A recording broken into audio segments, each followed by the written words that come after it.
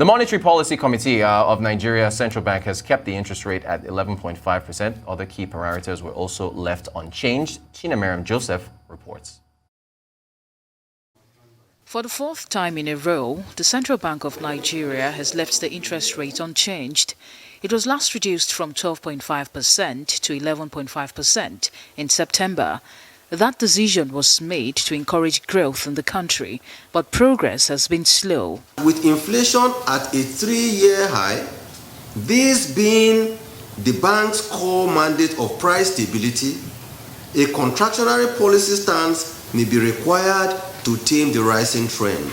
It therefore feels that a hold position, which encourages management to continue to use its various intervention mechanisms to deploy liquidity into employment generation and output stimulating sectors of the economy, will be desirable, as this would help consolidate the country's recovery process. Poor GDP, high inflation and unemployment rates have slowed growth, but the bank's Monetary Policy Committee is still projecting a positive outlook. Given that we're just crawling out of recession, there's a need for us to continue to do those things that we did, and more intensely, those things that we did that took us out of recession, looking at supporting interventions, particularly in the agricultural sector, in the manufacturing sector, in the ICT sector, in the services sector, that where we had double-digit growth, in the creative industry sector, in all those other sectors that helped us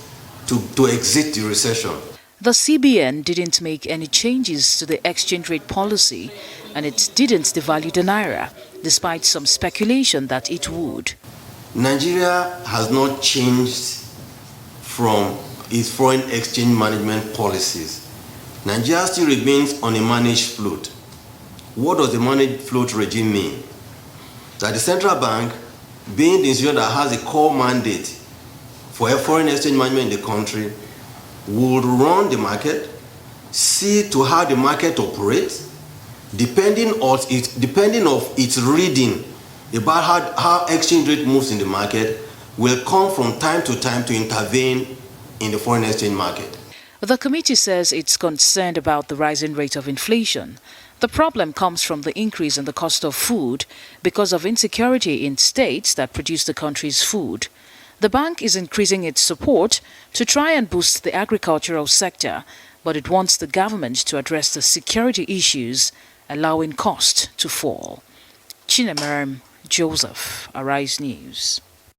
All right, and joining us to discuss these headlines is Arise business analyst Chika Mbono, who was on the morning show this morning. Chika, you're very welcome. You're going to give me lunch today. Yes, indeed, we are. Breakfast and lunch today. Indeed, we're happy to do so. Chika, thank you for joining us.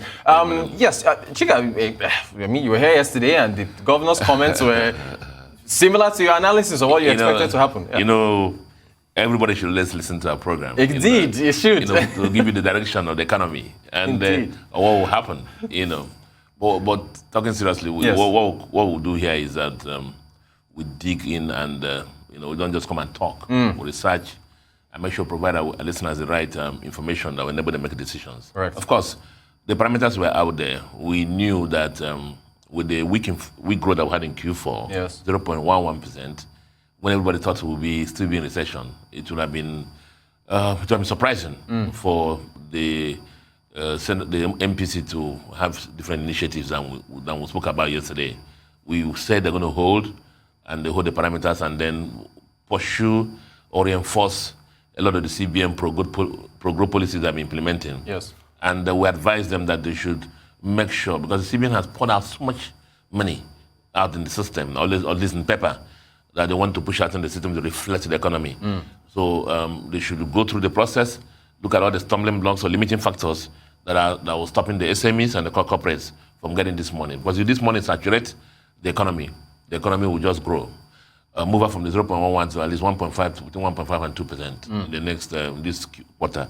That's our thinking. So we're not surprised that they held the CRR at 27.5, monthly deposit rate at 11.5, yes. and liquidity ratio at 30. Yeah. With the plus minus 7 and plus 1 as the asymmetric corridor yeah. for the monetary policy rate. What it means really is that, remember, monetary policy rate is 11.5. Yes. Now, that's the rate with which banks and the central bank take money from each other. Right. So the -7 means if banks want to, give money to central bank will pay them 11.5 monetary policy rate -7, right, which is 4.5%.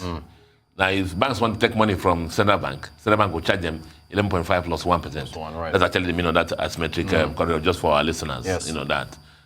In some other economies, it's just there's no corridor. It's just one. What it is. What it is here. Right. That, but ours is unique, just to discourage people from banks from dumping money into in central bank. That's why that corridor is there.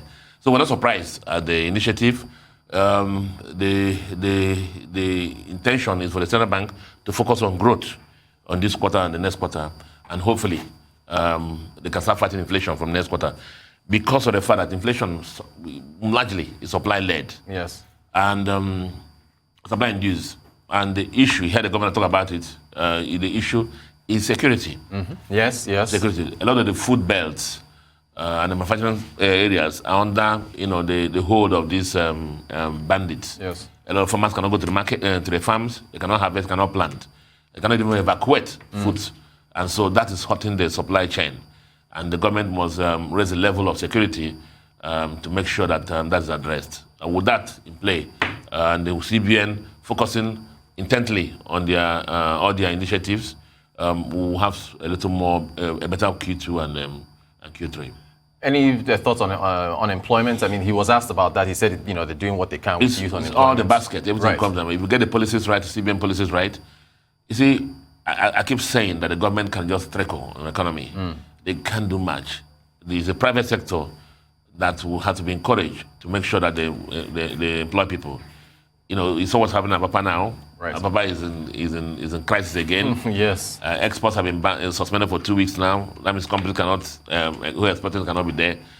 So we need to clear these issues so that the manufacturing chain will start up again, and production will start, and companies start employing people, people outside there. Government can not do much. The private sector, the government has to encourage to actually employ people. I don't even know if I should ask you this. The managed floats, the Minister of Finance, he said the same thing that you did. We'll talk about it yesterday. Right, exactly. That because of our reserves are about $34-35 billion. If we discount, committed funds, we told about that's about 10. So we have about $25 billion thereabout. Now, with a country that's so consuming everything, including toothpaste from abroad and toothpicks from abroad, 1 week of letting the market, just free market like that, our reserves wipe us out. Right. So when you have a scarce commodity like that, you try to look for alternative ways of managing it. And that's what the central bank government has been trying to do. I'm a free market person, but I understand the situation on the ground. Right. And we can't just let go. So that's basically the process. So the nearest to the official market we have in our country is the NAFEX, the IE window. Yes. Where buyers and sellers of FX come in there to put in the FX and then people send a quote. Since this year, it's been hovering, it's gone above 400, 410, 400, even 31 at the time. Yeah. Now, CBN, in its own framework, that's the management side, the float, NIE, the management side is CBN intervening. It's keeping an eye on it. They say, 411, that's too high. Oh, 415, Then they'll come to the market. Right. And put some supply to moderate the price down again. Right. And otherwise, what will happen is that if it's a free market, they just let it ride. But it has to keep it within some bands to moderate the impact on the country. So that's what is happening. Now, the other aspect that has been controversial over the last is the comment by the Minister for Finance. Right. As to the fact that the national revenues are converted at NAFEX. That's not completely correct. What happens is, respect to NAFEX, the IMF accepts the fines for countries, especially for Nigeria, that for us to do the multiple currency program, yes, or policy, that your perceived notional free rate should not be more than 2%. Okay? Of your other fixed rates. Now, so what happens in our country is that our national market rate is what? The I&E window there. Correct, yes, NAFEX. So that's what it's tagged to. So the conversions for government revenues are done at 2% less than NAFEX. So as NAFEX moves up, the government revenues are moved up. And that's how it was working. But as I said before in the soil program, the problem is that, remember I said 2% less the national market rate. Central Bank has said our market rate, the one that's nearest to the price discovery, is I&E window. World Bank is saying is parallel market 480. Right. So that's where the contention is. That's where the issue is. That needs to be solved. Yeah, but CBN has the argument that about 85% of the transactions in the market are done on I&E window. Right. So why will you use this thing? NAFEX rates. You know, and that. You know what I mean? It's neither here nor there. But that's where we are. You know. Thank you for that, Chika. About a minute and a half to go. Just want to get your thoughts on the Dangote's cements. Very solid year for them all round. Very solid year for them all round. And very solid year for all the stakeholders also. Government got 97 billion in taxes. Yes. You know, up from 50 billion the previous year. Shareholders got 16 naira per share dividend. So it's a solid year for them. And revenues were up. Nigeria is about, on volume basis, about 62% of the whole business. Revenues about 69%. You will see the growth. For Nigeria, for example, they had this bag of goodies campaign. Yes, they did. The season 2, which helped to drive local sales. The rents also in Q3 was lower for this year than they compared to last year. So constructions could take place. So all those contributed to the growth in their revenues and business. So a solid year for them. One would have thought that with the lockdown that things will be, you know, that but they did very well, you know. Fantastic stuff. Arise business analyst Chika Mbona. Chika, thank you so much for joining us. Thanks for joining us on the morning show as well. Thank you. I appreciate your insight. Thank you.